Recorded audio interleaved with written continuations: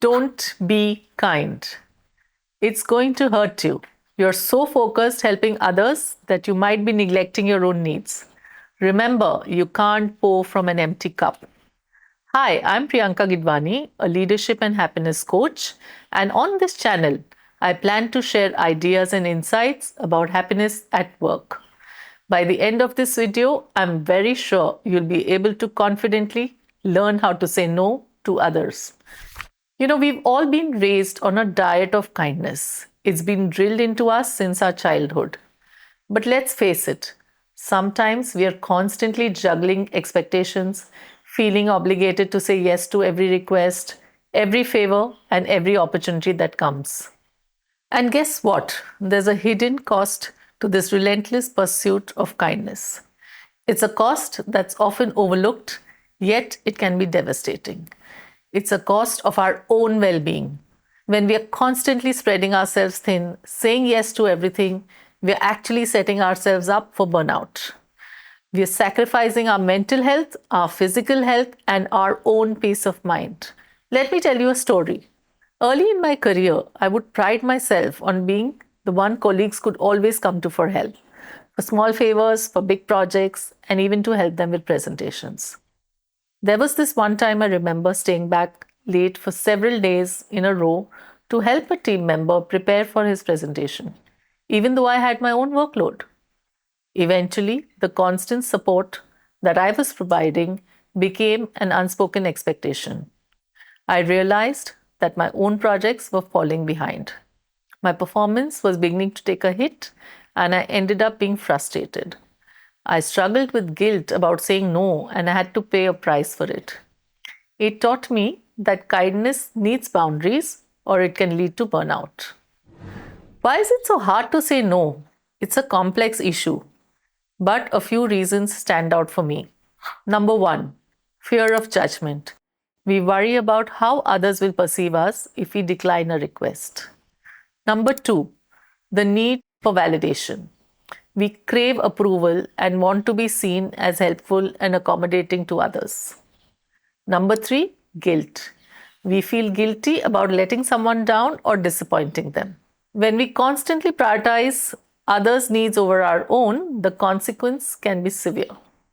The constant pressure to meet everyone's expectation can lead to chronic stress. Overworking can leave us feeling drained and depleted.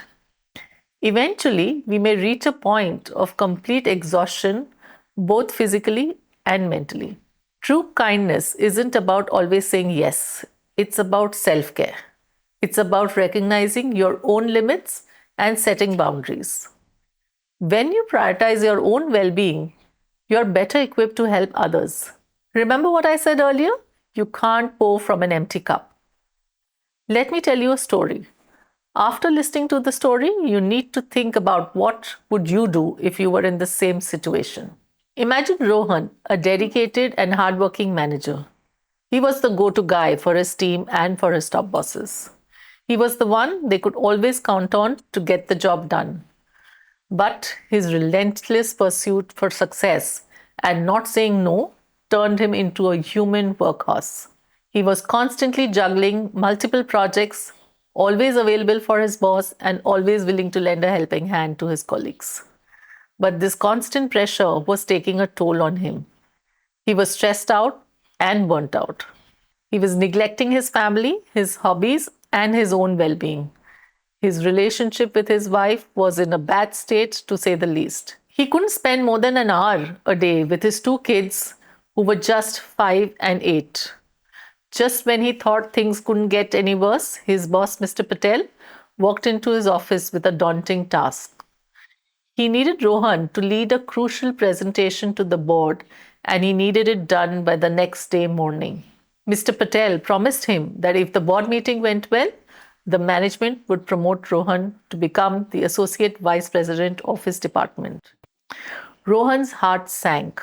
He had already planned a much needed vacation with his family, and he was supposed to leave for the 5-day vacation early next morning. What should Rohan do? In my view, Rohan should embrace the power of delegation and communication. He should look at this opportunity to demonstrate his ability to delegate and lead a team remotely.